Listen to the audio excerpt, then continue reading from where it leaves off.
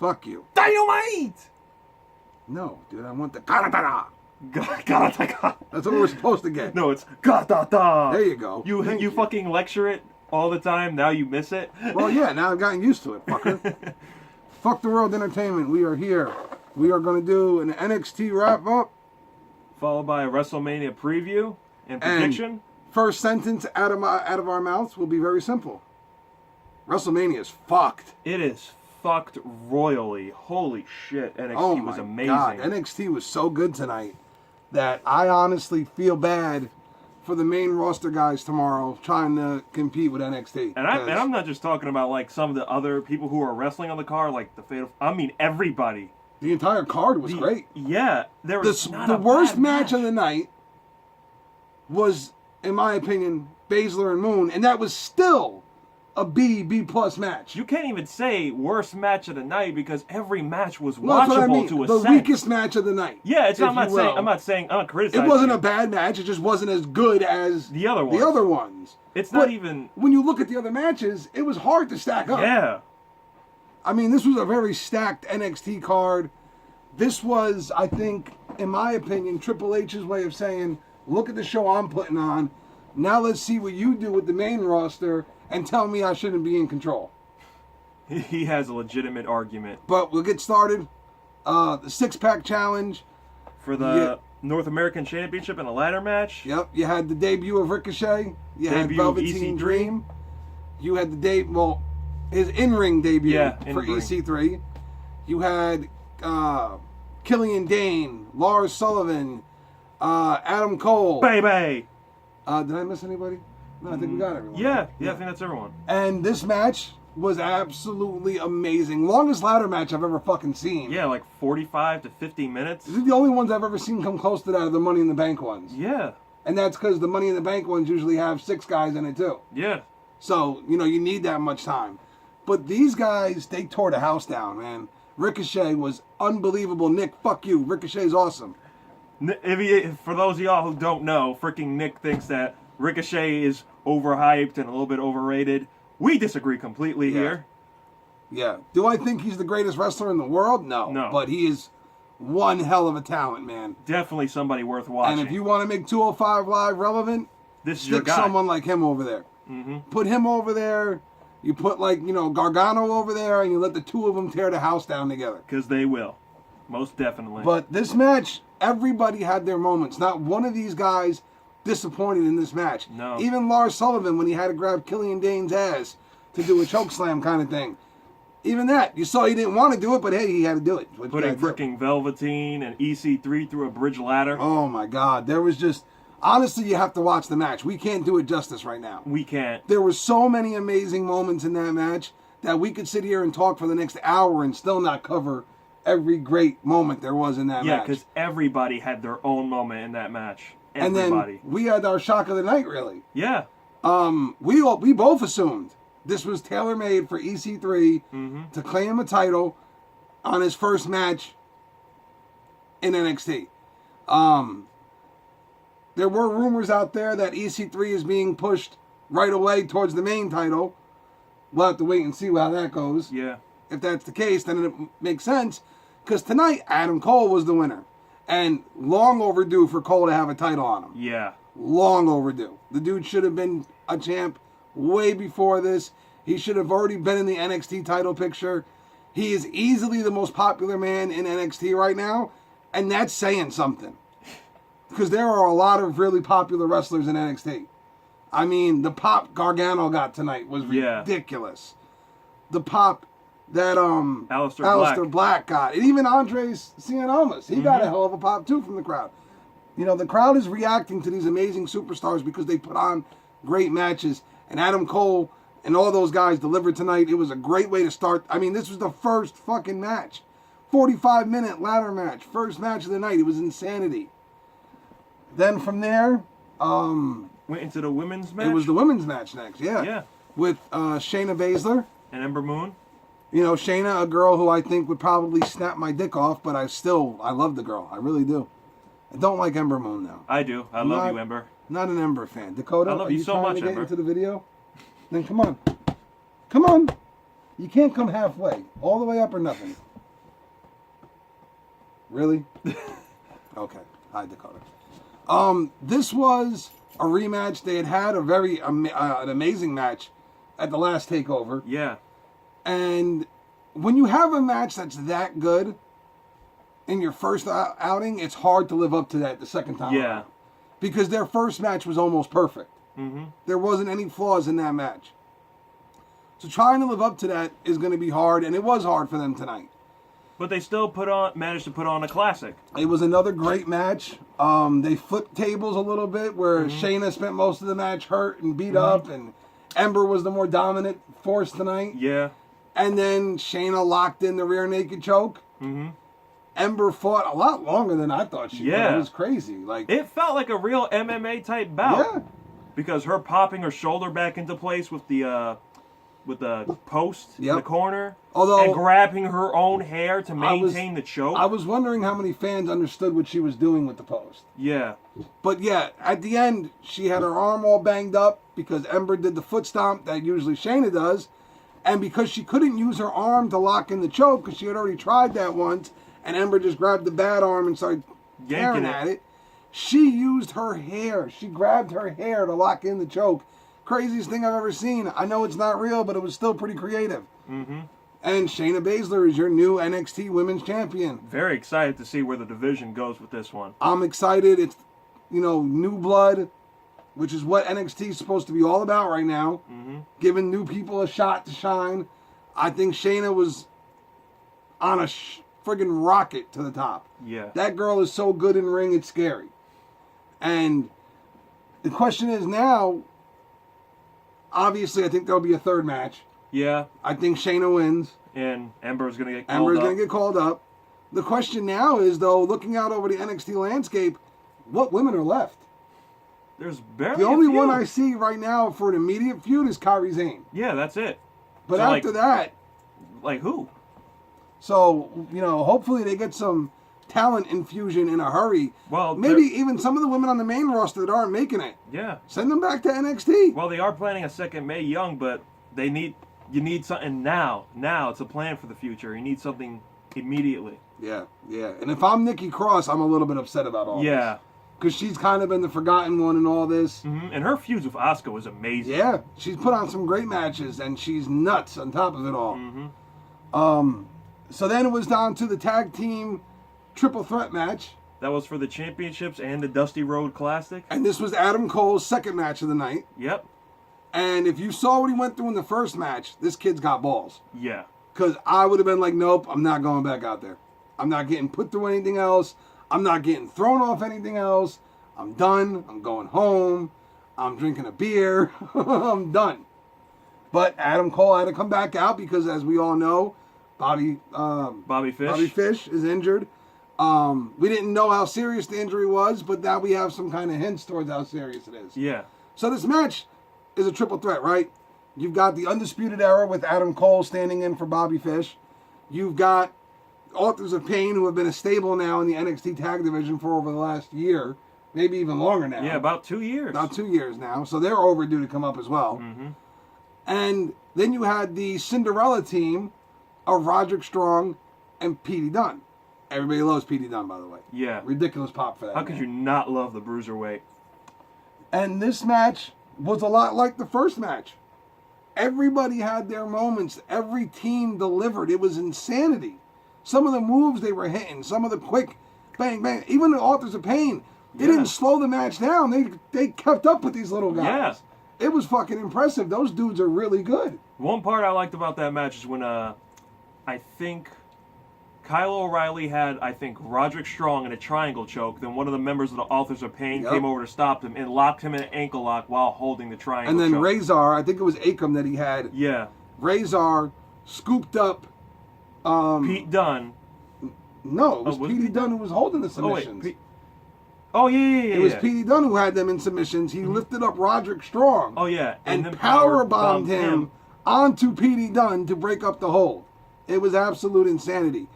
They went back and forth all night, and then all of a sudden, out of nowhere, P.D. Dunne hits the bitter ending. Bitter ending, yeah. I thought I was going to say bittersweet ending, but don't mind me tonight.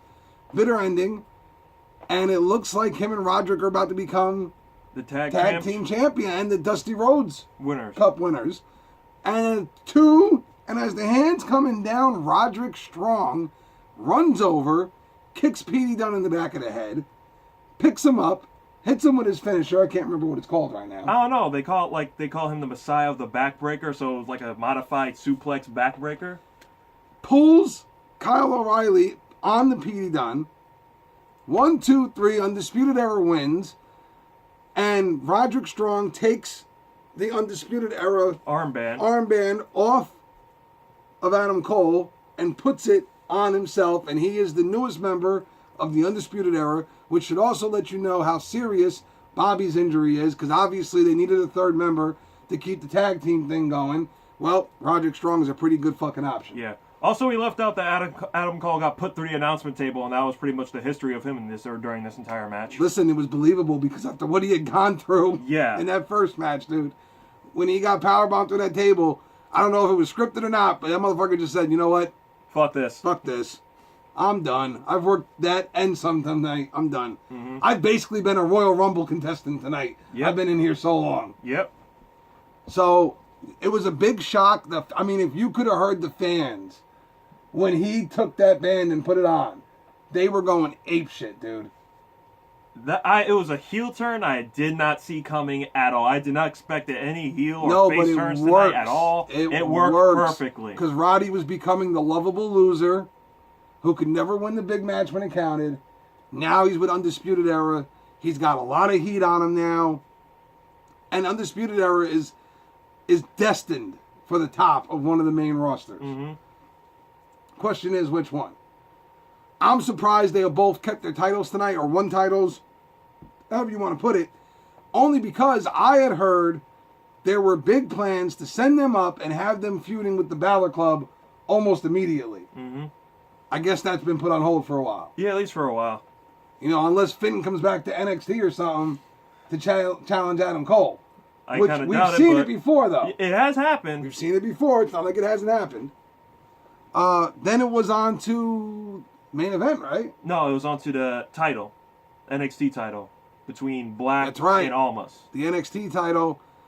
Aleister Black, Andre Cien Almas. And listen, going into this match, you kind of knew what both these guys were. Cien Almas was the high flyer, lots of jumping, boom, boom. Aleister Black was the striker. Yeah, fuck that. Throw all that shit out the window because both of these guys switched up tonight. They did.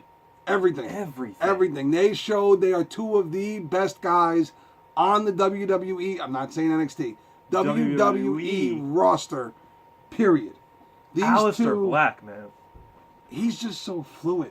He can do. It looks like he can do anything. Him hitting springboard moonsaults, just doing almost the things that you would expect people like AJ Styles to be doing. He does it flawlessly, like he's been doing it forever. And to be able to throw like these kicks and strikes like he's Samoa Joe and shit. This guy seems like he can't do anything. He can't do no wrong no matter what he does. I don't see a weakness in his game. Yeah, there's none. His promo work is getting great. Mm-hmm. It works for his character especially.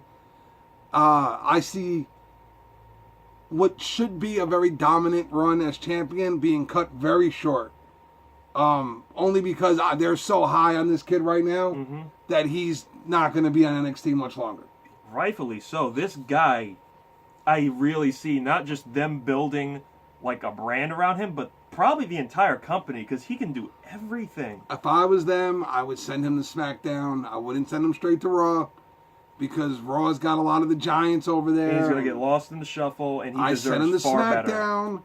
And matchups with Styles, matchups with Nakamura, matchups with Daniel Bryan now. Mm-hmm. All these things are huge opportunities. That's something else we got. We didn't talk about Daniel Bryan's return yet, did we? No, we did not yet. Okay, we'll have to bring that up as we go too. Yep. So this match went on what seemed like forever. Back and forth. They both hit their finisher multiple times. Yep. Selena Vega getting involved several times and actually put some pretty moves. Like she spiked her Hurricane Rana, which I have not seen in years. It was a fantastic match. It really was. And at the end, Selena Vega went to the well one too many times. She went to come off the top rope. Aleister ducked. She landed in Andre Cien Almas' arms. Black Mass. Black Mass. 1, 2, 3. New champ. Much deserved for Aleister Black. I see nothing but big things in that dude's future, man. He's going to be he's already a star, but he's going to be a superstar very soon. And then it was on to the main event. Ciampa and Gargano. Wow. And, going into this, it was getting pretty late already. So we all kind of figured, all right, 15 minutes of all-out fury. And then this will be over. Yeah, how wrong we were. Yeah, no. Like 45 minutes again of just insanity. I mean, I once heard my brother sit here and say that Johnny Gargano was the weak link of those two. Bullshit. Bullshit. Bullshit times infinity. Ciampa's not the weak link either. There is no weak link. Those two are amazing. I could watch them in a match against each other every night of the week because that was awesome. This match was amazing. I can't remember the last time a match had me go several times saying it's over and it wasn't. I must have said it like, what, 4 times? Yep. Holy shit. And that's a credit to Triple H and the writers and the way they've booked things and the way they've done things on NXT. It's true. Anybody can lose on any given night. Yeah. They've kept it that way. There hasn't been any of the like, oh, you're John Cena, so you're not going to lose to these guys. The only guys you can lose to are these guys. We've seen anybody lose to anybody at this point. It was a great match. It was unsanctioned, which is bullshit, but it still adds to the storyline. Yeah. And I thought Ciampa set the mood great by coming out with no music, no nothing. It was back and forth. When Ciampa hit his power bomb into the backbreaker off the middle turnbuckle, though, I thought that was it. I thought it was done. Nope, Gargano kicks out.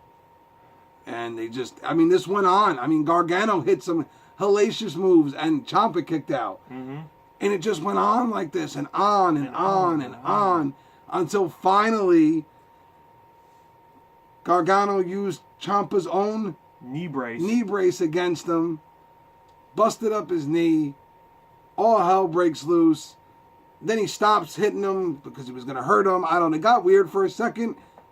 In the end, he used the knee brace to slap on a crossface. Like a STF? Yeah, kind of deal. Used the knee brace as like a brace to hold his face back. Ciampa taps out. Gargano wins. He's reinstated in the NXT, which also goes against what we were hearing, that he was destined for 205 real soon. I guess that's not true. Because obviously, why would they reinstate him just to send him away right away? Yeah. Wouldn't make a lot of sense. And that was your NXT TakeOver card, and it gets a solid A. Easy. A plus fucking hell. That was insanity. That was easily the best pay-per-view I've watched all year. Most definitely. I cannot remember the last time I know we're only a few months into the year, but I'm saying from this point till last year this time, this is the best pay-per-view I've seen. Most definitely. The Rumble was good. There were a lot of good pay-per-views, but none of them were as good as this. This was insanity. None. So, good luck, WrestleMania. And that brings us on to our WrestleMania preview and predictions. We're gonna have WrestleMania 34. We're gonna go through these, and if a match is kind of obvious, we'll just say who we think's gonna win and move on. Yep. If we got something to say, we'll say it real fast. All right. Starting off, the Andre the Giant Battle Royale. You know what? The only thing they've done well with this one is I have no idea who's gonna win this one. Yeah. None. I would assume we're going to get some surprise entries from NXT. And I'm going to assume, this is my only prediction here for this, is that either Matt Hardy, who I think right now would kind of help him a little bit, or an NXT guy is going to win this thing. Yeah. They haven't really hyped up anybody for the main roster, and there's nobody trying to get to that next level right now. They need to make this more relevant. Yeah, especially with Andre's documentary coming out. They're saying this Battle Royale is going to mean something, but there's only one way to tell, and that's really who wins it and where they go afterwards. You have to make it more meaningful somehow, some way. So then it's the Women's Battle Royale. Yeah, this is another one that they've done a good job with. But I look at all the women that are in this, and here's my guess. I think Ember Moon is going to be in this. That's my guess right now. Mm-hmm. I think Ember Moon wins this thing. I'm gonna probably go with maybe Bailey or Sasha. Probably more Sasha to hype up the feud. Yeah, that could work. But again, those two, they have done a good job of not really showing us. Let's just hope that they both matter somehow. Yeah. Following on from that, we have the Cruiserweight Championship finals between Cedric Alexander and Mustafa Ali. Who cares? They fucked this up so bad. So bad. You had guys like Roderick Strong in this, Hideo Itami, Tommaso Ciampa. They were all in this tournament at one point. Yeah.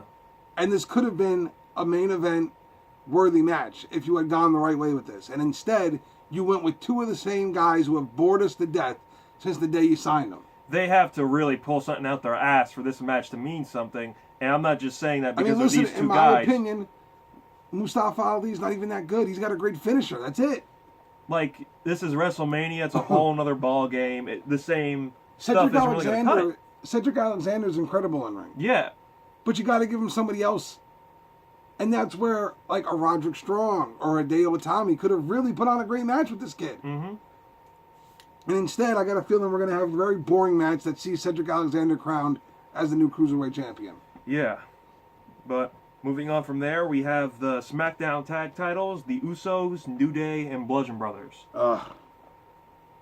Okay. This match should have been awesome, but I have a feeling the Bludgeon Brothers are going to slow it down a bit. Yeah. Not Harper so much, Rowan more. Yeah. Anything. But New Day and the Usos, it's always great to see them in the same ring together. Mm-hmm. I really feel it's going to be more of like the Usos and New Day having more of their moments than the Bludgeon Brothers coming in, having one moment, and that's where the match ends. However, I will say it right now, I think the Bludgeon Brothers leave WrestleMania as tag champions. Yeah. Unfortunately. All the rumors are that they're trying to set up them versus the Authors of Pain for the SmackDown titles. Mm-hmm. We'll have to wait and see where that goes. But I think the Bludgeon Brothers leave champions. Yeah. And from there we go on to the Raw Women's Championship match. Alexa Bliss versus Nia Jax. It's Nia's time, baby. Yep. It is Nia's time, and she deserves it. She most definitely deserves it. I don't like the storyline, though. I think it's shitty. If they rushed it. And they got Nia crying. I don't want to see Nia cry. Nia's supposed to be a monster who destroys people.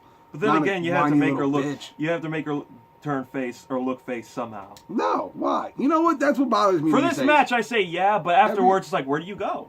Everybody's going, oh, this one should be face. This one should be heel. This one. In this era, doesn't matter. We cheer heels. We boo faces. We boo heels. We cheer faces. We decide who's heel and who's face in reality. The fans. Because if an individual comes through the curtains and we cheer for him, he's not a heel anymore.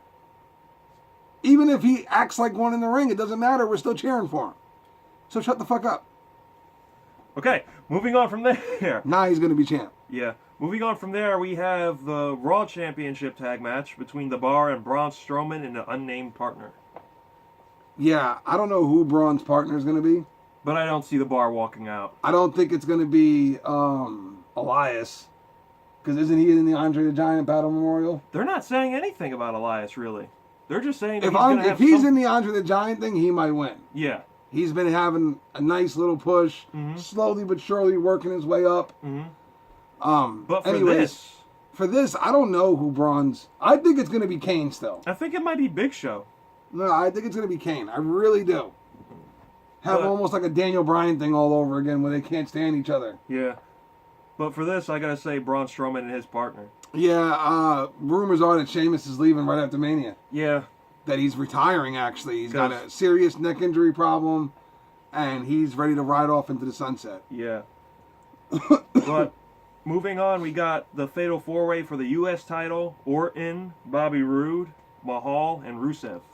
Gotta tell you, the only guy I don't like in this match is Jinder. Yeah, just Mahal. He's really the weak link in this match, too. Yeah, but I'm going to go off and say Rusev. I really feel that it's Rusev Day tomorrow. Not to sound corny as hell. It could be, only because there was no reason to add him to this. Unless you wanted him to win. Unless you wanted him to win. And I feel putting Mahal in there gives him somebody to pin without making Roode and Orton however take the fall. I'm looking at this thing, and I'm looking at who they have, where they have them, superstars being who they are. I think Bobby Roode walks out with the U.S. title. At least for now, because I don't see him getting moved into a main title picture anytime soon. Mm-hmm. And Rude's too big of a star to get lost in the shuffle. Yeah. So you got to do something with him. I think this is what they do. Give him back the title, and then maybe him and Rusev can feud over it later. Have Rusev win it then. But I think Rude wins at WrestleMania. I'm going to stick with Rusev. But going from there, we have the triple threat Intercontinental Championship match between The Miz, Rollins, and Finn Balor. This is a tough one to call. It really is, because you got The Miz breaking the overall record. You have Rollins becoming a Grand Slam champion, and you have Balor getting the IC title, his first definitive title where you know he's going to hold on to. First of all, let me say all three of these guys deserve this match. They really do. They deserve the big match at Mania, and they got one. The Miz deserves it. I don't care what anybody says. You can not like his character or whatever. The Miz works harder than most of the guys on the roster. The dude never misses a day unless he's doing something else for WWE. He doesn't do outside projects. He just does everything that WWE asks him to do, literally. And he never gets injured. I don't remember a time he ever got injured. He's always doing what WWE asks him. However, he's always there. Having said all that, I don't think The Miz wins, only because from what I understand, he wants time off to go be with his newborn child, and that's understandable. Most definitely. You can't have the Intercontinental title just disappear for 3 months, though. It needs a champion. It Right. needs to stay. So I think The Miz drops the title. The question is to who? Is it Balor or is it Rollins? And Well, it's a tough choice. my choice is Rollins. I think Rollins wins only for the main reason of I heard Ambrose is ready to return soon. I think it ignites a feud between him and Dean. With me, I gotta say, there goes the dog. But anyway, I gotta say Finn, because I'm hearing Dean is ready to go. As you mentioned one time when we were here, they took him off the autograph panel at Access. I feel he could probably turn on Rollins maybe during the match, having Finn take the win. That also leads me to my other thought too. I still think this match is going to turn into a fatal 4-way. Yeah, it most I think definitely Dean could. is going to be there. I really do. I don't know why. Everything is pointing towards Ambrose is in the building somewhere. Mm-hmm. And they're trying to keep it under wraps that he's there. Yeah, I mean, they took Daniel Bryan off the Access signing. Now look, he's back. Yeah. So we'll wait and see. But I think Seth leaves as Intercontinental Champion. You pick Balor. Moving on, we have... I won't be shocked if Balor wins, by the way. I won't be shocked if Balor or Rollins wins, to be honest. So this was a tough one. But moving on, we have what we mentioned to earlier, Daniel Bryan and Shane McMahon versus Kevin Owens and Sami Zayn. And if those of you who haven't been watching SmackDown lately, Daniel Bryan has been cleared to return to the ring. And when they cleared him not on TV but through social media, and SmackDown was the highest ratings it has been since last year in April. Daniel Bryan means ratings, dude. People love the man. Mm-hmm. He's still the most popular guy in the WWE right now. Yeah. And he hasn't wrestled in 3 years. It's like the yes chant, the yes movement never stopped. No, it did not. And wait till they see him come out at WrestleMania.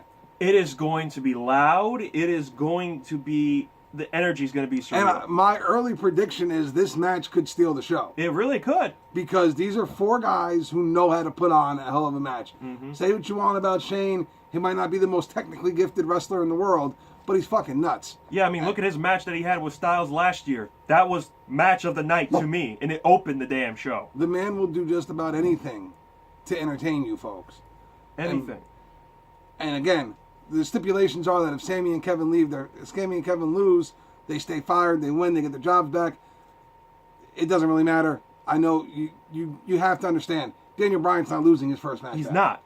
Okay? As a fact, it's the building where he won the WWE World Heavyweight Championship. It's not happening. Daniel and Shane are winning this match, and I guess Sami and Kevin are headed back to Raw. Yeah, it's looking like it. But from there, we go on to this match is kind of hard. The Charlotte Flair versus Asuka for the SmackDown Women's Championship. This is a rough one. This is tough. It is. Who do you like? You know, do you think the streak stays alive? Do you think that if they're going to ever break the streak, this is the person to do it? Because if she beats Charlotte, honestly, at that point, you look over the roster and you go, shit, she's not losing anytime soon. No. Especially over on SmackDown as champion. There's nobody over there right now that's going to beat Asuka. There's nobody. But then again, you look at Charlotte, and it's just like if she does beat Asuka's undefeated streak, you have an excellent feud and story, even more than you did before this Yes, match. you could send Asuka over to SmackDown at that point, and Asuka calling Charlotte out. She wants her, but that could keep a story going for a while there. Yeah, that could be a story that can go on for the rest of the year, to be honest. It could go into SummerSlam easily. It's so hard to call. But you know what? Like I said to him the other day, they're putting a lot of emphasis on this streak right now. Mm-hmm. How impressive it is, how dominant she's been. They're putting on it more than ever. Even in the mixed tag match challenge, they made such a big deal out of it that I firmly believe, and oh man, this is so hard to do. I think Charlotte breaks the streak. I do. I do see the streak ending, but I do see Asuka beating Charlotte because Carmella has been posting a lot with freaking emojis. I think Carmella's going to be a failed attempt. I think she's going to cash in. I really believe this match. I really believe this match is going to be amazing. It's going to do a lot. The powers that be regretted having Charlotte having I